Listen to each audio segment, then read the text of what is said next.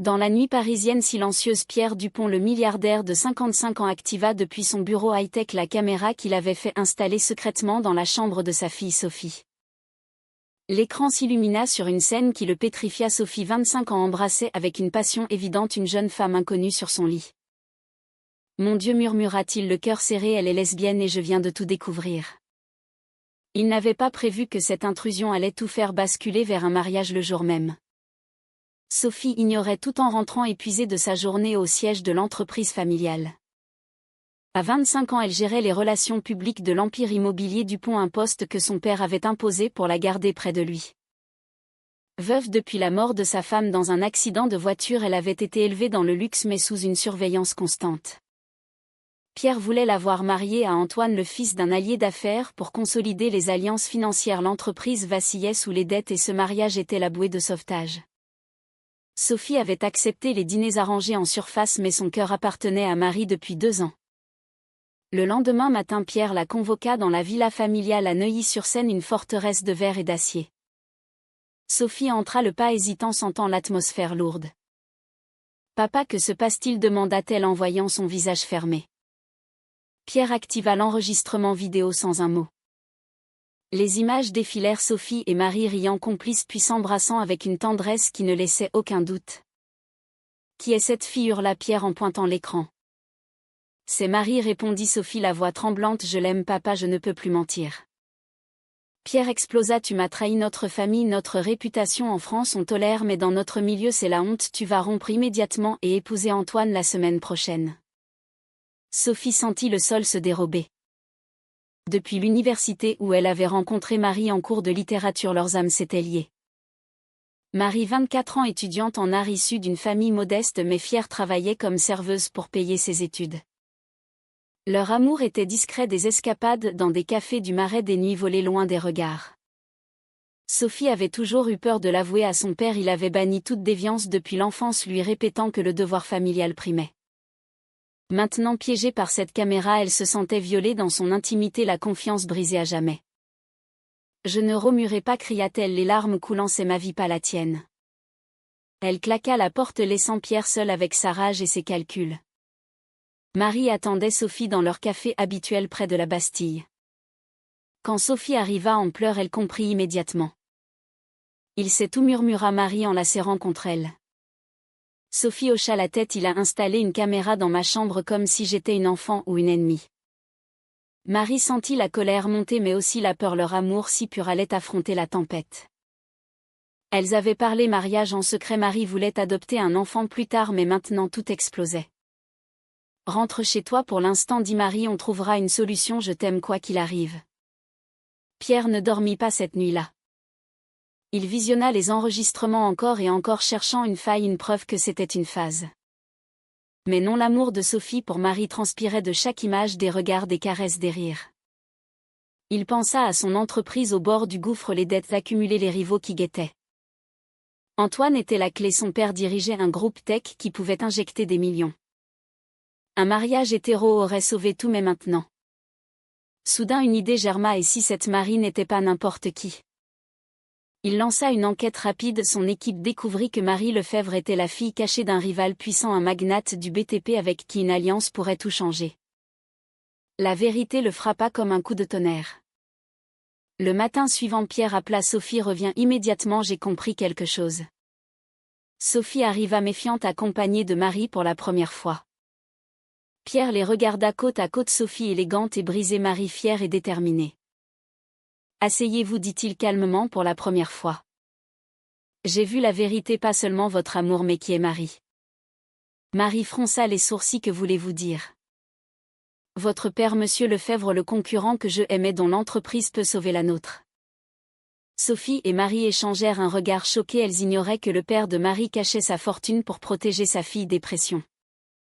Pierre continua. « Je haïssais l'idée que ma fille soit lesbienne, les ragots, la société française est hypocrite même après la loi Taubira. Mais l'amour que vous avez l'une pour l'autre est réel et cette alliance via votre mariage peut tout arranger. On organise le mariage aujourd'hui même à la mairie du 8e puis une fête privée. » Sophie resta bouche bée. « Papa, tu changes d'avis comme ça après m'avoir espionné. » Pierre baissa les yeux. J'ai payé le prix de mon contrôle excessif mais le temps presse, l'entreprise coule. Antoine arrive dans 1 heure pour signer, mais si vous acceptez je bloque tout. Marie prit la main de Sophie. C'est fou, mais si c'est pour nous unir vraiment, sans mensonge. Sophie luttait intérieurement, la colère contre son père, la peur du scandale, l'amour pour Marie. Elle avait toujours rêvé d'un mariage libre, pas forcé par des affaires. Pourtant le regard de Marie la décida. D'accord, dit-elle, mais à une condition: plus de caméras, plus de contrôle. Pierre accepta et appela ses avocats. En 3 heures les papiers étaient prêts, le maire avertit discrètement. Antoine furieux fut renvoyé, l'alliance avec Lefebvre scellée par ce coup de théâtre. La mairie du 8e arrondissement était réservée pour l'occasion. Pierre avait graissé les pattes pour accélérer les formalités. En France, le mariage républicain pouvait se faire vite avec les bons contacts. Sophie, en robe blanche simple prêtée par une amie, regardait Marie dans son tailleur chic, les yeux brillants d'émotion. « Tu es sûre ?» murmura Sophie au moment des vœux. Marie serra sa main. « Plus que jamais, ce n'est pas l'argent, c'est nous contre le monde. » Le maire prononça les mots officiels. « Vous êtes unis par les liens du mariage. » Applaudissements discrets des témoins choisis à la hâte des employés de l'entreprise. Pierre regardait depuis le fond de la salle, son cœur partagé. Il avait trahi la confiance de sa fille en installant cette caméra, mais cette vérité avait révélé une opportunité qu'il n'aurait jamais saisie autrement. L'entreprise était sauvée, les Lefebvre injectaient les fonds en échange de cette union qui légitimait leur rapprochement. Pourtant ils se haïssaient pour avoir sacrifié le bonheur pur de Sophie à des chiffres. Après la cérémonie, il s'approcha. « Sophie, je suis désolé pour la caméra, c'était par peur de te perdre. » Sophie le regarda froidement. « Tu m'as perdu ce jour-là, papa, mais aujourd'hui je gagne ma liberté avec elle. » La fête improvisée eut lieu dans un hôtel particulier loué à la hâte sur les Champs-Élysées. Invités triés sur le volet famille, proches partenaires d'affaires. Marie découvrit son père pour la première fois en public. Il l'avait abandonné enfant pour protéger sa fortune. Maintenant il souriait fier de cette alliance. « Papa, pourquoi maintenant ?» demanda Marie en privé.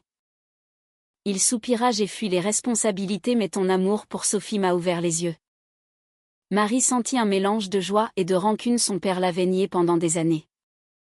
Sophie et Marie dansèrent leur première valse sous les lustres. Le monde extérieur semblait loin. Mais les murmures circulaient dans la salle. Lesbien, mariage d'intérêt, ou vrai amour? Sophie entendit un commentaire d'une tante acide. « C'est pour l'argent, évidemment. » Son cœur se serra. Était-ce vrai? Pierre les avait manipulés.